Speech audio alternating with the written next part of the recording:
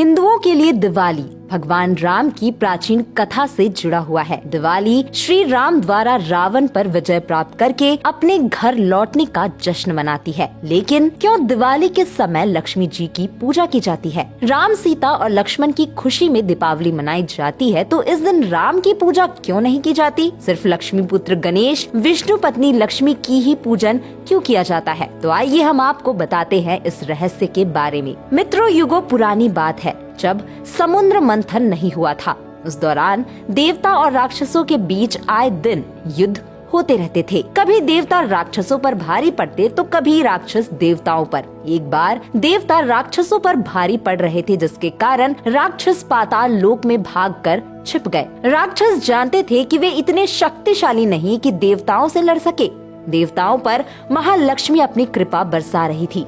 माँ लक्ष्मी अपने 8 रूपों के साथ इंद्रलोक में थी, जिसके कारण देवताओं में अहंकार भरा हुआ था। एक दिन दुर्वासा ऋषि समामन की माला पहनकर स्वर्ग की तरफ जा रहे थे। रास्ते में इंद्र अपने ऐरावत हाथी के साथ आते हुए दिखाई दिए। इंद्र को देखकर ऋषि प्रसन्न हुए और गले की माला उतारकर इंद्र की ओर फेंकी। लेकिन इंद्र मस्त थे। उन्होंने ऋषि को प्रणाम तो किया, लेकिन माला नहीं संभाल पाए और वह ऐरावत के सिर में डाल गई। हाथी को अपने सिर में कुछ होने का अनुभव हुआ और उसने तुरंत सिर हिला दिया था, जिससे माला जमीन पर गिर गई और पैरों से कुचल गई।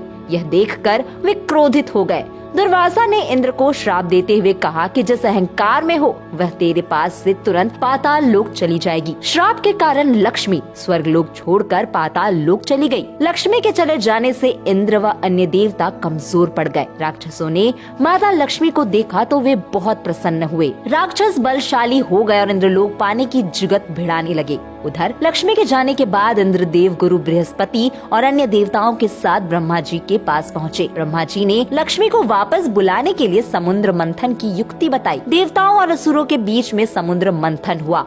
हजारों साल चले इस मंथन में एक दिन महालक्ष्मी निकली। उस दिन कार्तिक कृष्ण पक्ष की अमावस्या थी। लक्ष्मी को पाकर देवता एक बार फिर से बलशाली हो गए। माता लक्ष्मी का समुद्र मंथन से आगमन हो ही रहा था। सभी देवता हाथ जोड़कर आराधना कर रहे थे। भगवान विष्णु भी उनकी आराधना कर रहे थे। इसी कारण कार्तिक अमावस्या के दिन महालक्ष्मी की पूजा की जाती है, साथ ही रोशनी की जाती है। लक्ष्मी के मय में कोई गलती ना कर दे, इसलिए सरस्वती और गणेश जी की पूजा होती है। इसके साथ ही इसके पीछे एक पौराणिक कथा भी जुड़ी है। पौराणिक कथा के अनुसार एक बार लक्ष्मी जी ने श्री हरि यानी भगवान विष्णु से कहा, मैं मनुष्य को धन, समृद्धि और सभी सुख प्रदान करती हूँ। ऐसे में मेरी पूजा सबसे महत्वपूर्ण होनी चाहिए। श्री हरि समझ गए कि लक्ष्मी को अभिमान हो गया। श्री हरि ने लक्ष्मी जी से कहा कि आप सभी सुख और समृद्धि देती हैं, लेकिन आप मातृत्व के आनंद से वंचित है और इसके बिना नारीत्व अधूरा है। आपकी पूजा